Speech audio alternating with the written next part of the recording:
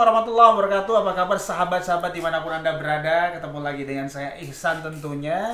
Dan hari ini kita sedang berkunjung, bersilaturahmi ke seseorang yang luar biasa. Tokoh yang sudah sering muncul di layar kaca dan kebetulan ini masih muda ya. Sepak terjang di dunia dakwahnya luar biasa juga. Tapi kita sering mengenal beliau dengan pantun-pantun yang jenakanya luar biasa. Assalamualaikum warahmatullahi wabarakatuh, Kiai. Waalaikumsalam Sehat, warahmatullahi wabarakatuh. Alhamdulillah seperti yang dilihat. Ini kalau lagi begini jadi kaku ya. Masya Allah. Kiai, ini kan alhamdulillah ya kita bisa bersilaturahmi ke sini. Ini sedikit nanya-nanya boleh ya. Sudah berapa lama berada di dunia dakwah ini, Kiai? Ingatnya dari tahun 2000, oh kan 2000 ya. Tahun 1998 ya. 98. Berarti pas lengser Pak Harto ya. Oh gitu. Langsung di dunia dakwah. Ya, sambil namanya kuliah, sambil sudah ya dakwah dengan saya bawa jamaah di samping umroh juga yang namanya Bali, Lombok. Kalau Jawa sering lah itu. Sering ya. Iya, Wali Songo gitu. Ya, jarah-jarah ya. Napak tilas ya, Kiai. Alhamdulillah, berarti kurang lebih ya udah 22 tahun ya. 22 tahun. Cukup lama ini ya. Apakah dari awal mengusung dakwah melalui media pantun? Di awal ini kan senang, cakep, gitu dah. Jadi biar nyapa pemirsa, Anda pakai pantun. Mantap. Iya. Ya. Jadi naik kendaraan, melewati taman bersama nyonya, banyak yang dilihat. Cakep. Salam persaudaraan dari Al-Fakir Taufikur Rahman. Semoga semuanya selalu pada sehat. Cakep, Masya Allah. Jadi kalau bicara ya dapat kemudahan di pantun itu awal-awal di tahun 2008 di saat dapat tugas di salah satu stasiun TV ya menjadi komentator untuk acara Pildacil. Dan itu pun masih dengan konten pantun yang sangat singkat. Jadi saya terpancing saat itu teman untuk yang menjadi komentator sebelah paling ujung ada Haji Akri, gitu kan? Atau kadang-kadang Haji Akri di tengah-tengah, saya di pinggir. Ada juga almarhum Ustadz Sahrul Shah. Nah, beliau pakai pantun. Nah, cuman saya lihat beliau nulis, gitu kan? Nah, saya terinspirasi. Saya tidak perlu nulis, gitu kan? Cuman dengan konten pantun yang cuman singkat. Contoh, ceramahnya ada nyonya minum teh hangat, ceramahnya cakep banget, gitu. Nah, masih yang singkat-singkat. Masih singkat ya. Tapi ya alhamdulillah berjalannya waktu, ya Allah kasih kemudahan. Bahkan kalau bicara tahadusan binikmah, ya berarti sekarang lagi on proses buku pantun tausiah yang keempat dengan jumlah insya Allah tidak kurang 1001 pantun. 1001. Jadi 1000 dikumpulin tuh, Kiai. Jadi jadi selama lockdown kemarin Maret gitu kan. Tulis gitu ya. Saya alhamdulillah, jangankan kadang-kadang ya jelas kalau udah ini sering kadang-kadang tidur aja mimpi bangun dapat pantun gitu kan. Udah tulis gitu. Nah, alhamdulillah jadi insya Allah tuh di dalamnya ada 20 bab. Satu babnya berisi 50 pantun. Satu bab 50 pantun. Jadi 20 ada 1000. Ya, insya Allah nasihat semua karena itu penjelasan dari nas-nas Quran dan hadis. Contoh bab pertama kewajiban orang tua terhadap anak. Jadi ya di antaranya ke rumah mertua nenteng colenak, duduk di taman bersama tamu, orang tua yang sayang sama anak, yuk bekali mereka iman dan ilmu. Kayak gitu kan? Dari Keranji langsung ke Pelumpang, lihat Bajar ada markisah, urusan ngaji buat urusan gampang, kalau anak-anak nggak belajar mereka nggak bakalan bisa.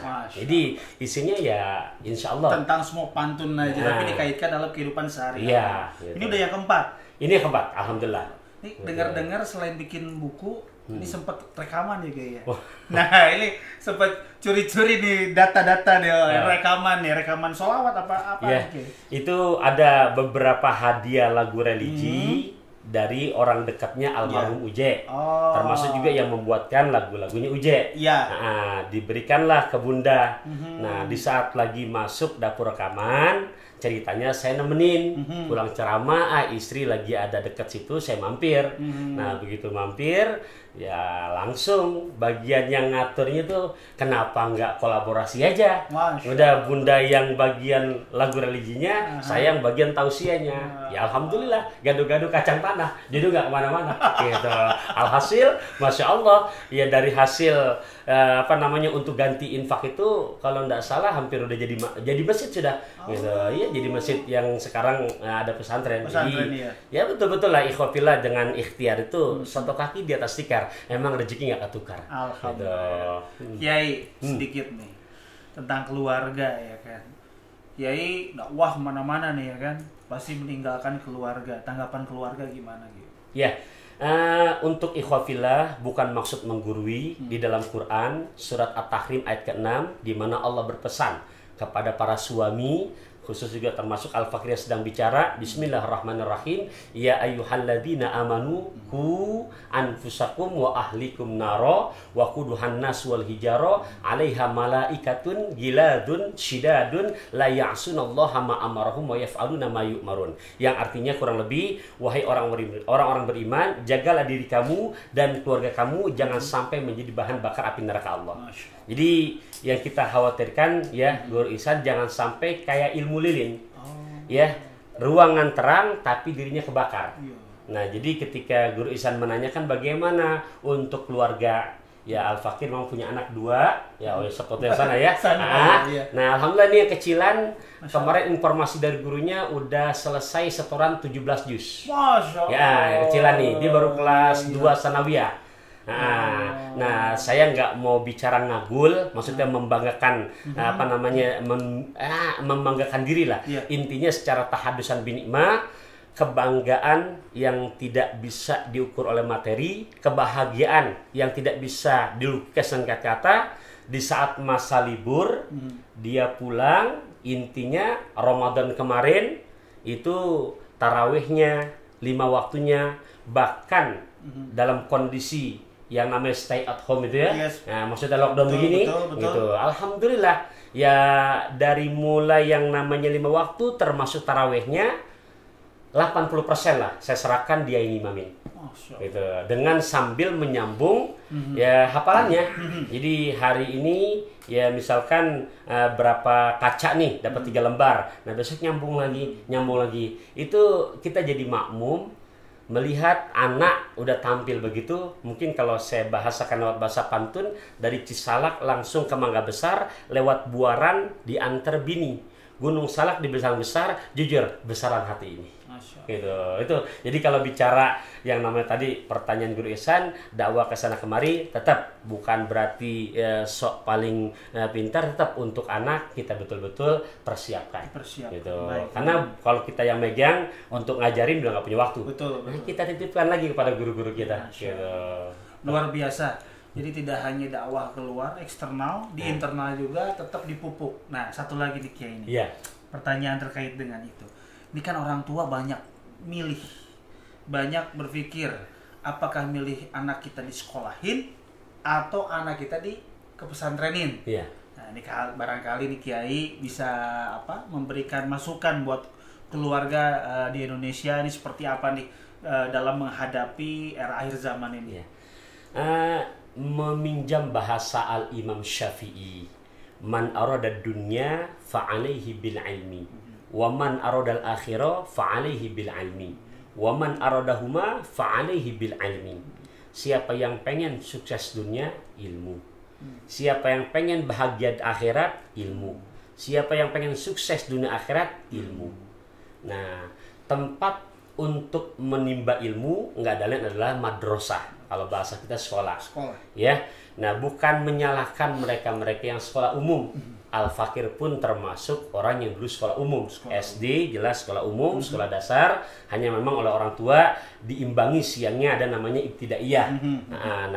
Nah, itu untuk kondisi di saat dulu kita masih kecil. Nah, kalau untuk kondisi zaman now, Nabi jauh-jauh hari makanya mesanin. Apa kata Rasulullah?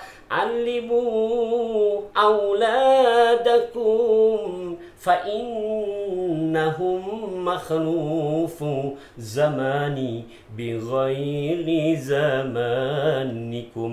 Ajarkan anak-anak kamu pendidikan agama yang cukup, karena engkau akan dapati suatu zaman berbeda dengan zaman kamu. Bukan maksud menggurui. Dulu kita SD belum ada pacebokan. Lo orang kampung ngomong apa adanya aja. Cebook. Saya kadang-kadang tahu nonton Nabi doang di mana Nabi? Di TV One. TV One. Nah, itu belum ada loh. Iya benar. Dulu belum ada Facebook, belum ada Instagram. Handphone juga nggak ada. Belum ada. Wartel paling ya. Wartel loh. Gitu. Itu zaman kita. Iya, betul. Kadang-kadang unik ya, walaupun nggak pakai WhatsAppan, kita bisa kumpul janjian sama teman-teman. Itu dulu zaman kita. Betul. Nah, untuk anak-anak milenial zaman now udah lain kondisinya. Nah, ketika memang mereka yang tidak nyantren, ya dididik di sekolah dari mulai SD, SMP, yuk wahai para orang tua, ketika bisa merealisasikan perintah Quran surat At-Tahrim ayat ke-6, mangga. Maksudnya gimana? Jangan jadikan dirimu dan keluarga kamu untuk menjadi bahan bakar api neraka. Maksudnya praktek secara tafsir luasnya, bisakah kita menjamin 5 waktu anak-anak kita nggak ketinggalan berjamaah? Kedua, bisakah kita menjamin di mana di saat subuhnya mereka nggak kesiangan? Iya. Bahkan kalau perlu menjamin betul-betul dari tahajudnya sudah bangun. Iya, betul. Ya, kemudian juga untuk tingkat pergaulan. Bisakah kita yang di saat anak-anak kita di sekolah umum nggak nyantren, bisakah menjamin bahwasanya pergaulan anak-anak kita di zaman sekarang ini, walaupun yang namanya tidak pesantren, selamat, selamat dalam arti kata ini kondisi yang ada loh, bukan saya ngada-ngada. Bayangkan kalau sifatnya liar, anak SD udah bisa ngomong kok sama teman perempuannya itu yang kelas 4, apa ngomongnya WhatsAppan, bunda, bah, ayah izin keluar dulu ya.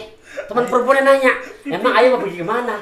Ayah izin mau pergi main gundu. Itu anak zaman now loh, SD. Belum lagi yang SMP. Yang kalau bahasanya, kalau saya pinjam nih, Allah karim, sedih dengannya, dengar berita, main yuk ke rumah gua. Emang kenapa? Enak, karena rumah gua sepi. Sepi kenapa? Bonyok gua nggak ada. Awalnya sih nggak paham. Bonyok, oh ternyata singkatan bokap nyokap. Tuh, itu bahasa mereka, kemudian pergaulan mereka. Kalau misalkan memang bisa menjamin selamat dari ini semua, silakan. Tapi memang, ya, memang keuntungan di saat kita menitipkan ke pesantren. Pertama, ingat loh, di pesantren bukan hanya untuk mencetak jadi ustadz. Betul. Ya, nggak ada di pesantren. Oh, kamu harus jadi ustadz, enggak. Kenapa? Karena pesantren zaman now betul-betul muadalahnya, penyesuaiannya tidak ketinggalan untuk pendidikan formalnya. Yang kedua, di pesantren tidak ada istilah ketinggalan untuk 5 waktu berjamaah. Karena langsung dipanggil. Iya tuh. Azan langsung bare. Iya. Wudu, sholat. Di pesantren tidak ada istilah ketinggalan tidak tahajud. Betul. Di pesantren nggak ada istilahnya Senin Kamis jadi nggak puasa. Betul. Ketika pergaulannya sudah begitu, kita orang tua, saya di Bogor, anak saya di pesantren, nyaman nyari duitnya. Intinya setiap bulan kewajiban kita untuk memberikan kepada pesantren yang memang ya hukumnya sudah sunatullah, harus kita siapkan. Begitu. Luar biasa. Jadi tadi disampaikan oleh Kiai ada pilihan. Kalau memang bisa menjamin, silakan. Kalau belum bisa menjamin, alangkah lebih baik dikirimkan ke pesantren. Betul ya, Kiai? Kiai, di akhir-akhir nih ya. Sekarang ini kan masa pasca pandemi. Ya. Mungkin pesan yang bisa disampaikan ke seluruh masyarakat di seluruh Indonesia bagaimana menyikapi ini semua, dan yang terpenting adalah bagaimana kita menghadapi selain menyikapi dan menghadapinya, Kiai. Ya. Ikhwafillah rahimakumullah. Jadi kalau kita melihat yang namanya sejarah musibah atau wabah, ini bukan baru ya. Dalam sejarah di tahun 1819 Hijriah terkenal dengan wabah Amwas. Itu di zaman kekhalifahan Umar bin Khattab. Ya. Nah, buat kita mensikapinya ini sebagai bahan evaluasi diri kita. Satu, kalau ngomong tuh juga jangan sembarangan. Maksudnya di saat sebelum 2020 banyak orang yang sekata-kata, aduh kapan ya ngelihat almanak tanggalan merah semua. Iya ya, tapi sekarang merah semua. Ya Allah, hampir lupa hari kita jadi deh. Terus gitu. Yang kedua ya sempat ngomong gitu menuju Jakarta, kapan ya Jakarta tuh sepi gitu kan. Bener. Kalau takdir itu semua. Nah gitu. Nah udah, kita nggak saling menyalahkan. Yuk kita jadikan bahan renungan. Renungan bagaimana? Ya dengan kita stay at home atau kerja dari rumah. Di sini betul-betul hikmah yang terbaik buat kita. Satu hadis dari Nabi, khairukum li ahlihi wa ana khairukum li ahli. Yang artinya sebaik-baik kamu adalah yang paling baik dengan keluarganya. Dan Nabi menunjuk, aku kata Rasulullah orang yang paling baik dengan keluargaku. Dengan kondisi begini yang tadinya mungkin kita berjamaah dengan keluarga kita rada jarang atau mungkin nggak pernah, yuk ambil hikmahnya sehingga kita bisa sama-sama untuk menjaga berjamaah bersama keluarga. Kemudian ya dalam kondisi pandemi seperti sekarang ini semua sama, mau ustadz, mau pejabat. Jadi jangan merasa oh ustadz enak, enggak. Dari bulan Maret tetap aja kena ya. Gitu. Udah kangen sama mic ya. Betul. Gitu kan, kangen sama panggung. Betul. Gitu. Jadi nggak kemana-mana. Gitu. Tapi di sini ujian kita, bahasanya, yuk kita begini pasti ada ngelihat, pasti ada lebih bawah lagi. Maksudnya buat saudara-saudara saya tercinta yang memang simpenan ada, tolong ya, Allah cinta sama orang yang gemar berbagi dalam kondisi lapang, tapi Allah akan jauh lebih cinta kepada orang yang gemar berbagi walaupun dalam kondisi sempit. Maksudnya ya, jangan pernah pelit untuk menyisikan juga berbagi kepada saudara-saudara kita yang saat ini hilang pekerjaannya, ya kebutuhan seharian makin meningkat. Ingat, ketika gemar begini itu juga termasuk protokol sedekah yang berdampak. Allah hindarkan, selamatkan kita dari wabah corona. Betul, itu rahasia tuh. Jadi selain protokol kesehatan, ada protokol sedekah. Ya. Nah itu yang bisa menolak bala ya. Betul. Kiai, ini pertanyaan terakhir nih ya, kita menutup acara kita, acara kita sore hari ini. Moto dan tips sukses ala Ustadz Pantun. Moto hidup Ustadz Pantun dan tips sukses ala Ustadz Pantun, monggo. Ya, pertama, al-alimu kabirun wa in kana hadasan, wal jahilu sogirun wa in kana syaikhon. Yang kalau saya terjemahkan lewat bahasa pantun saya, minum jamu ke Pondok Indah bersama tamu dari Malaka. Dengan ilmu hidup jadi muda, tanpa ilmu hidup celaka. Kurang hanya ilmu doang. Yuk barengi yang kedua, setelah ilmu dikuasai, wahai kepada anak-anak milenial, nggak cukup. Karena Indonesia nggak miskin dengan orang pintar, kita udah kaya dengan orang pintar. Tapi kita miskin orang pintar tapi hatinya benar. Nah makanya yang kedua, setelah ilmu dikuasai, ya tentunya akhlaknya. Jadi kalau bahasa pantun saya, pergi namu di hari Sabtu, nenteng salak dan korma. Ilmu memang nomor satu, tapi akhlaklah yang lebih utama. Nah setelah udah ada ilmu, udah ada akhlak, maka tanamkan lagi yang ketiga adalah ikhlasnya. Ya, kalau sudah ikhlas insya Allah. Ya, jadi bahasanya di dalam mangkok ada belewah di saat sekolah. Jadi kalau niatnya bengkok pasti akan kecewa. Ya, tapi kalau sudah lillah akan indah. Nah, yang terakhir, ini kunci keberhasilan dunia sampai akhirat. Setelah ikhlasnya, yuk yang terakhir istiqomah. Jadi naik kereta berbekal korma dibawa dari kota Mekah. Ketika istiqomah kita jaga, hidup kita pasti makin barokah. 4 kunci, ya, betul ya? Yeah. Ilmu, tadi apa lagi? Ya, kalau semua sama gampangin aja. Ilmu, iman, ikhlas, istiqomah. Ilmu, iman, ikhlas, istiqomah. 4 tips yang diberikan Ustadz Pantun untuk hidup sukses, barokah dunia dan akhirat. Amin. Kiai, terima kasih banyak atas waktunya. Sama-sama. Ini luar biasa walaupun singkat, padat, tepat, manfaat. Masya Allah. Cilendek makan bakso rusuk. Nah, apa Biar itu? pendek tapi masuk. Ilmunya maksudnya. Jangan Ilmu, Iya. ilmu Kiai, Masya Allah. Kiai, satu pantun lagi ya, biar enak Iya. buat pemirsa. Ya, untuk pemirsa dimanapun Anda berada, ini dengan guru saya Ustadz Masya Ihsan, Allah, Masya Allah. juga dengan pakaian yang beliau bawakan ini, gitu ya. Jadi Masya Allah, jadi duduk di taman tanpa alas, ngambil rambutan nyonya dari Makau. Ya, nyaman juga berkelas, harganya sangat terjangkau. Masya Dan akhirnya Nibras ya. Nibras. Pokoknya dari Al Fakir mengayun sampan ke Filipina, anak bayi pakai gurita. Pemirsa boleh di mana-mana asalkan hati kita tetap saling cinta. Bagaimana cara membelah kalau bukan dengan belati? Kalau ada kata-kata yang salah, mohon jangan disimpan di dalam hati. Masya Allah. Sahabat-sahabat dimanapun Anda berada, terima kasih banyak atas waktunya. Hari ini luar biasa ilmu yang disampaikan oleh kiai kita, guru kita ya.